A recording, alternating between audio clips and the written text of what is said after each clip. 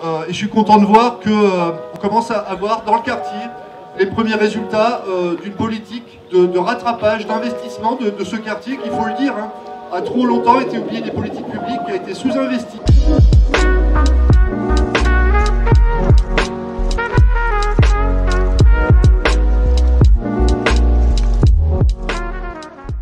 Ici, on se trouve au Forum de l'Elzo, donc c'est la deuxième édition, il y en a déjà eu une l'année dernière.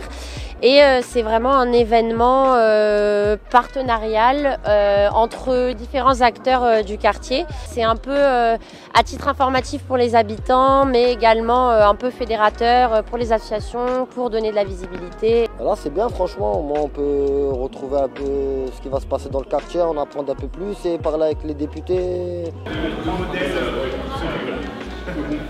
Les généralistes qui sont là, Je la santé à la ville avait posé la question.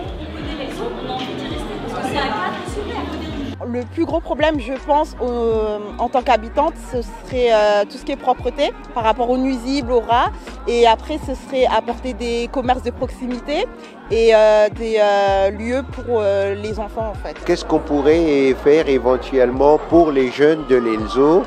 Qu'est-ce qui manque comme structure? Comment les monter et voir avec les autres associations de façon que les jeunes de l'Elzo ne seront pas obligés de pratiquer 2 ou 3 ou 4 sports alors qu'il y a d'autres sports éventuellement. En entrée de quartier, l'opération immobilière et commerciale où on va avoir enfin, j'ai envie de dire, en 2024, un supermarché, une boulangerie, une maison urbaine de santé.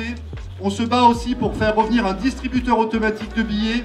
On se bat aussi pour maintenir le service postal en prévision de la démolition rue Watteau.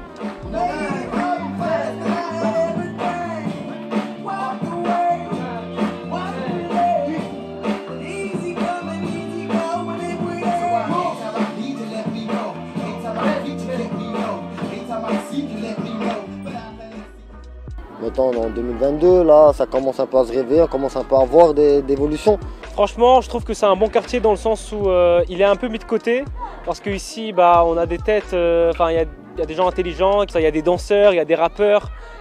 Il y a des vrais artistes et c'est dommage qu'ils soient dans l'ombre. Ce qu'ils ont dit avant dans le discours, ils vont ouvrir le carrefour, les trucs comme ça. Après voilà, les jeunes de cité aussi, il leur faut des trucs où ils se retrouver, comme ça ça se passe mieux dans le quartier. On a entendu des gens demander avoir besoin d'espace pour tester des choses, donc oui forcément on pense répondre à cette demande, au moins en partie. Beaucoup d'attentes des habitants, on leur parle des projets, ils ne voient pas encore tout de suite les choses sortir, donc on sent vraiment une attente que les choses se concrétisent. Le dialogue est essentiel, la discussion est essentielle, comprendre les projets qui vont avoir un impact sur vos vies est essentiel et partir de vos besoins et de vos aspirations est évidemment essentiel également.